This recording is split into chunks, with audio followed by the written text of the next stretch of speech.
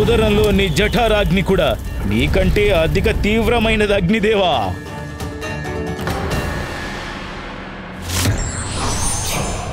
ఇక యమపాశమే దండన విధిస్తుంది వీడికి.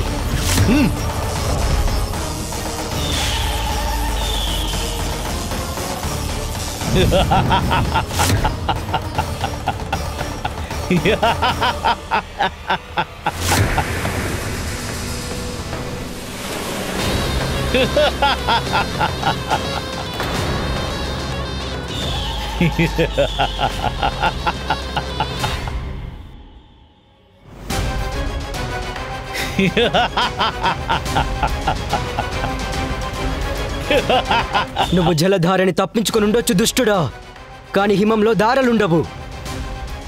ఇక నా హిమశక్తి నిన్ను గడ్డ కట్టేలా చేస్తుంది.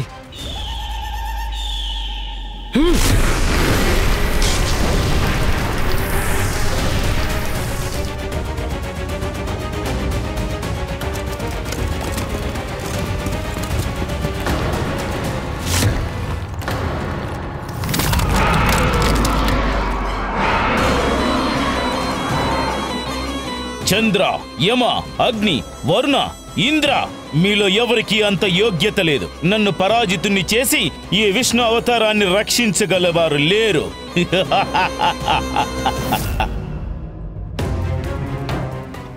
ఈ రాక్షసుడిని దేవతలే ఏం చేయలేకపోతున్నారు.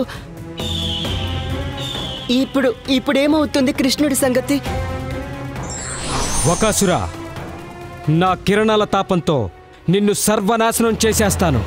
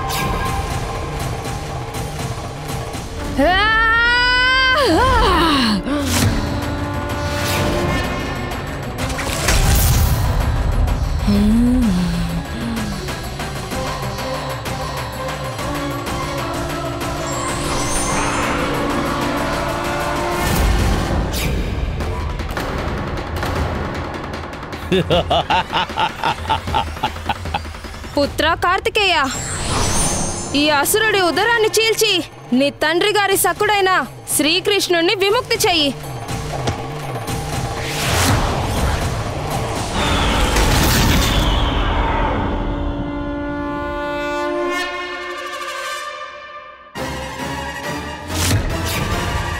మీకు చెప్పాను కదా, మీలో ఎవరు నన్ను ఏమీ చేయలేరు అని. మీ దేవతలకున్న సామర్థ్యం ఏమిటసలు? స్వయంగా దేవతలకైన దేవుడే, మహాదేవుడు కూడా నన్ను ఏమీ చేయలేడు. కృష్ణుణ్ణి నా ఉదరంలోనే అరిగించేసుకుంటాను.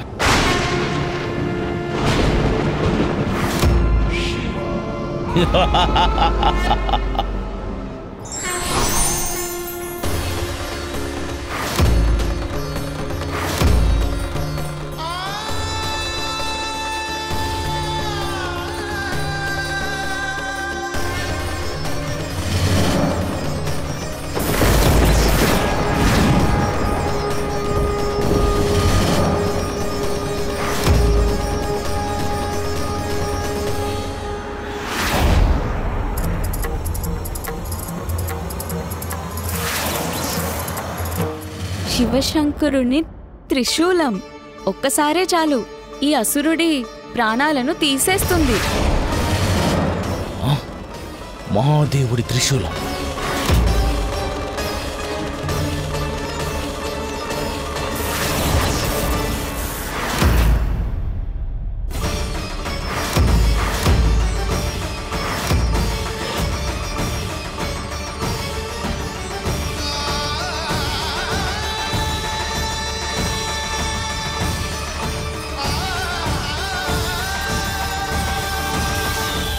చెప్పాను కదా, పరమేశ్వరుడు కూడా స్వయంగా నన్నేం చేయలేరని. అజేయుణ్ణి నేను, అజేయుడిని.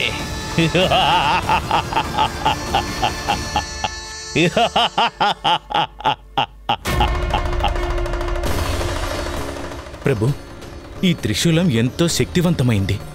మరి తనని ఎందుకేం చేయలేకపోయింది? మీరు మీ త్రిశూలాన్ని తిరిగి ఎందుకు తీసుకున్నారు మహాదేవా? ఈ దుష్టుణ్ణి ఎందుకు సంహరించలేదు? ఎందుకంటే వీడి మృత్యువు నా చేతిలో లేదు. నా సఖుడు నారాయణ అవతారుడు శ్రీకృష్ణుని చేతిలోనే జరుగుతుంది. ఇదే విధి విధానం కూడా. కానీ తండ్రి గారు, శ్రీకృష్ణుడు ఈ అసురుడి ఉదరంలో చిక్కుకొనున్నాడు. వారిని ఎలా విడిపించగలుగుతాం? స్వయంగా వారిని విముక్తుని చేస్తాడు పుత్ర. శ్రీకృష్ణులు తనని అవమానిస్తే కోపగించరు. కానీ వారి భక్తులకు అవమానం జరిగితే క్షణం కూడా వారు భరించలేరు. వకాసురుడు ఇదే పొరపాటు చేస్తున్నాడు. మనందరినీ నిరంతరంగా అవమానిస్తూ వారికి కోపం రప్పిస్తున్నాడు. వాడికి విషయం తెలీదు. తన ఉదరంలో వారిని ఉంచుకోవడం చాలా కష్టమని త్వరలోనే తెలుసుకుంటాడు.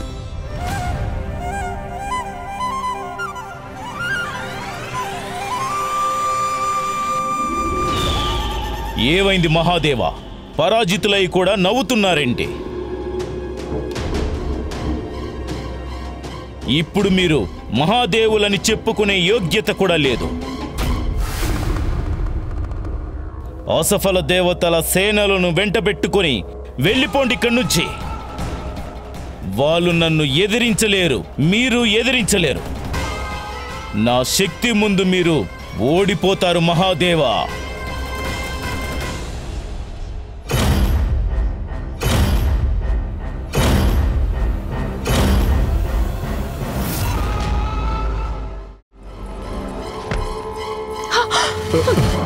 యశోదా, ఏ దుష్టుడు నా కన్నీరు మింగేశాడో. లోపల మండిపోతాడు. తట్టుకోలేక బాధని అనుభవిస్తాడు వాడు.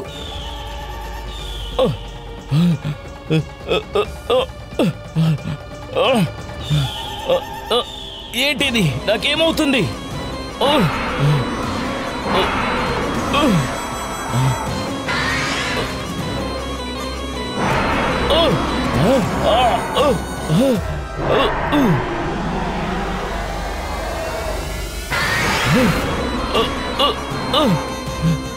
నాకెందుకు లోపల నుంచి మండిపోతున్నట్టుగా అనిపిస్తుంది.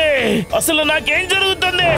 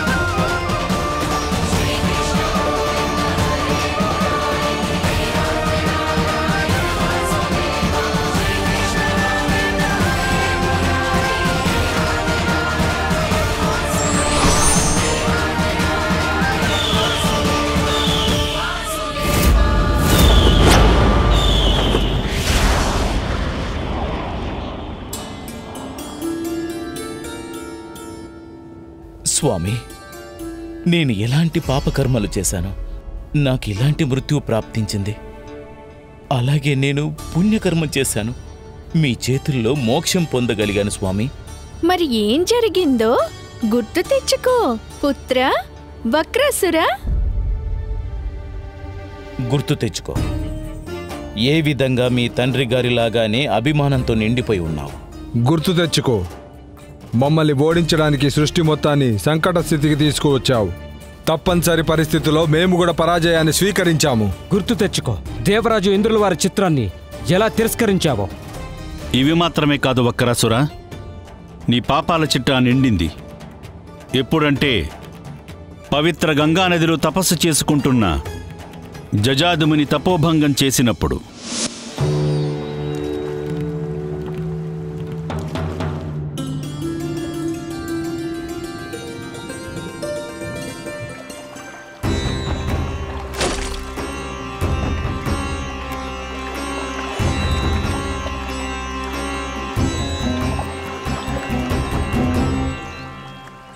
ఎందుకు ఆగిపోయావు నువ్వు?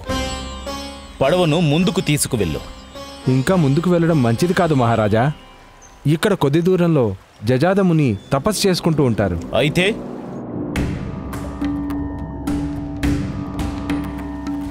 నా చేపలు వెళ్ళే స్థలంలో అతను తపస్సు చేసి తప్పు చేశాడు. నా రాజ్యంలో నాకే వెళ్ళలేని స్థలం ఉండటం నాకు అంగీకారం కాదు. మీరు సరిపడా చేపల్ని పట్టుకున్నారు మహారాజా. ఒకవేళ ఈ చేపలకు నువ్వు ఆహారం కాకుండా ఉండాలి అంటే మాట్లాడకుండా నా ఆజ్ఞ పాటించు. క్షమించండి, క్షమించండి మహారాజా.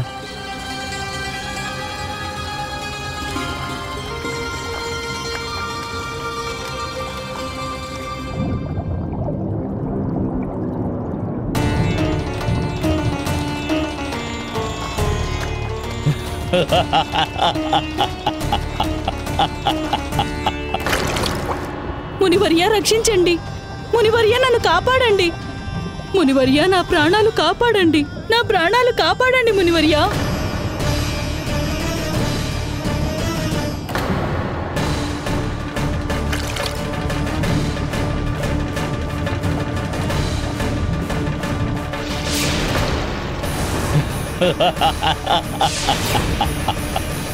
ఆగండి అసురరాజా, ఈ చేపలకు హాని తలపెట్టకండి. ఎందుకు మునే? చేపల్ని పట్టుకోవడానికి నీ దగ్గర అనుమతి తీసుకోవాలా? నువ్వు తపస్సు చేసుకోవడానికి ఎవరి దగ్గర అనుమతి తీసుకున్నావు? గంగామాతను, ఈ నదిలో ఉంటున్న అన్ని చేపలను కూడా, ఈ ఉపకార నిమిత్తం చేపలన్నింటినీ కాపాడుతానని మాట ఇచ్చాను. అందుకే అసురరాజా, చాలా శాంతంగా చెప్తున్నాను, ఈ స్థానాన్ని అశుద్ధం చెయ్యకు. మాట్లాడకుండా ఇక్కడి నుంచి వెళ్ళిపోండి. లేనిచో దీని పరిణామం మంచిది కాదు.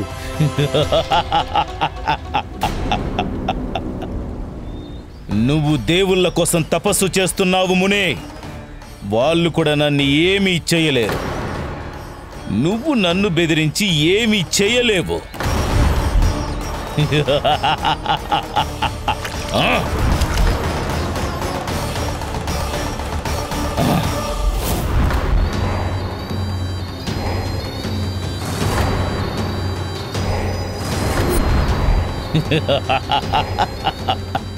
మూర్ఖుడా, ఆలోచనల్లో ఎలాగూ రాక్షసుడివే, కానీ స్వభావం ఆ కొంగ లాంటిది. ఆకలి లేకపోయినా కూడా నిర్దోషులైన చేపలను ఆహారంగా చేసుకుంటుంది. ఇక నుంచి నువ్వు కూడా ఈ క్షణం నుంచి ఆ వకుళా జీవనం జీవిస్తావు. ఇదే నా శాపం.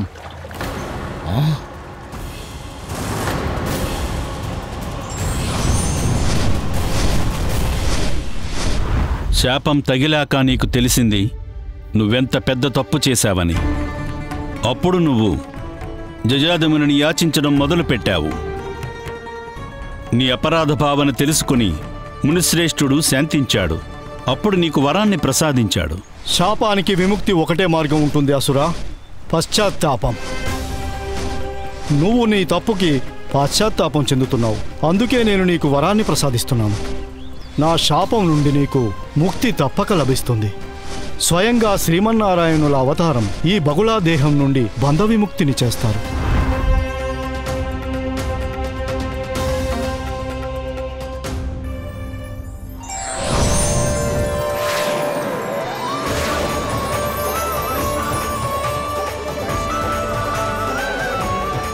ప్రణామాలు ప్రభు.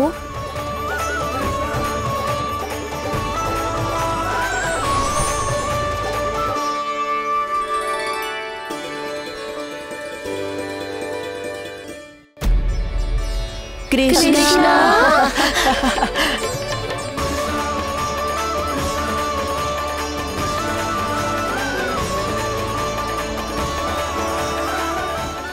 మీరందరూ ఏం చూశారో నాకైతే తెలీదు. ఏది చూసినా సరే గాని అమ్మకు మాత్రం అసలు ఏం చెప్పొద్దు. కన్నయ్య,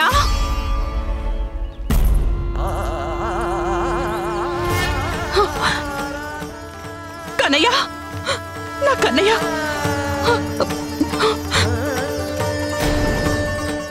బాను చెప్పాడు నేనెవరో అసురపక్షి మింగేసిందని.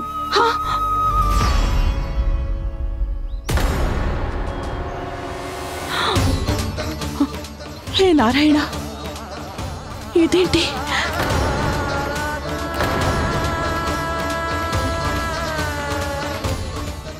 ఇదంతా ఎలా జరిగింది కన్నయ్య? ఎవరైనా చెప్తారా నాకు? ఏంటిదంతా?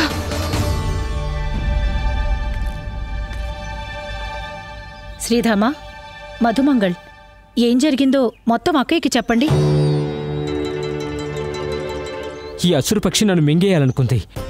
అప్పుడే సమయానికి కృష్ణయ్య వచ్చి నన్ను కాపాడాడు. ఈ అసురపక్షి అన్నది వీడైన బృందావనానికి రాజకుమారుడు, నందరాజపుత్రుడు.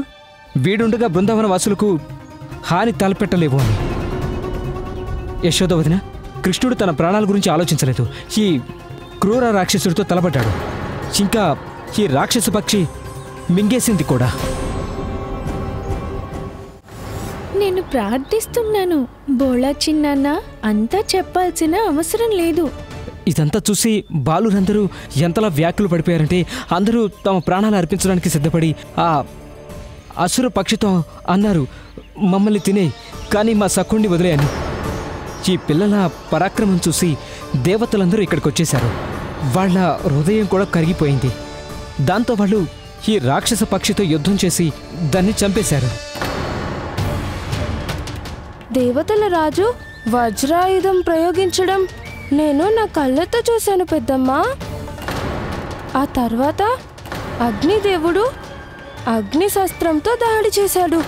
ఇదే కాదు చిన్నమ్మ, వరుణదేవుడు, కార్తికేయుడు, యమదేవుడు అందరూ కలిసి రాక్షసుడితో యుద్ధం చేశారు.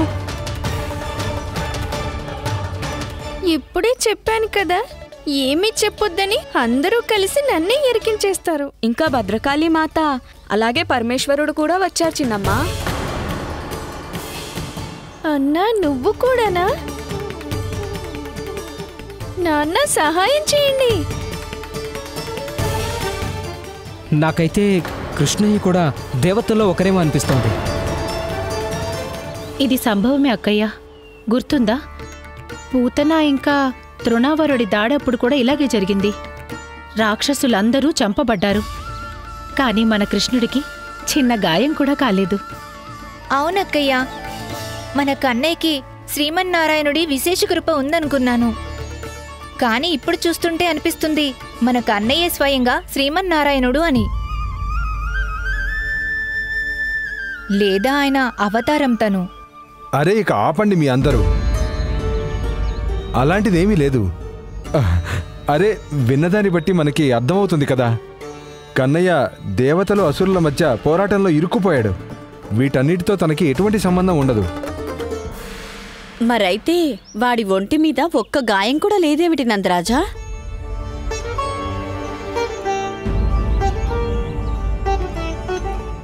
ఉన్నాయత్తా, గాయాలున్నాయి. చూపించు కన్నయ్య. అమ్మా, బాగా నొప్పిగా ఉంది, ఏదో ఒకటి చెయ్యమ్మా. ఈ గోపికలు కూడా అతి చేస్తారు. అసలు శ్రీమన్నారాయణుడి అవతారం అయితే ఇంత చిన్న గాయానికి ఇంతలా ఏడుస్తాడా? ఇక చాలు, ఆపండి. ఇప్పుడు మీరందరూ హద్దులు మీరిపోయారు. ఒక ఒకసారి శ్రీమన్నారాయణుడు, ఇంకొకసారి ఆయన అవతారం. వాడికి ఏదైనా అయితే మీరందరూ కదలాడడం మొదలు పెడతారు. వీడు సాధారణ బాలుడు, నా కుమారుడు వాడు. వాణ్ణి భగవంతుని చేయొద్దు.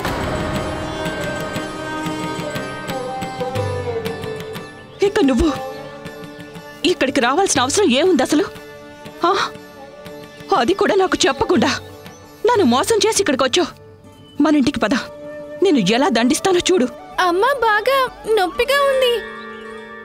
అమ్మా నొప్పిగా ఉందమ్మా. సరే కన్నా, నువ్వు ఇంటికి పద, నీకు ఔషధం రాస్తాను. పసుపు లేపనం రాస్తే వెంటనే తగ్గిపోతుంది. పద రా.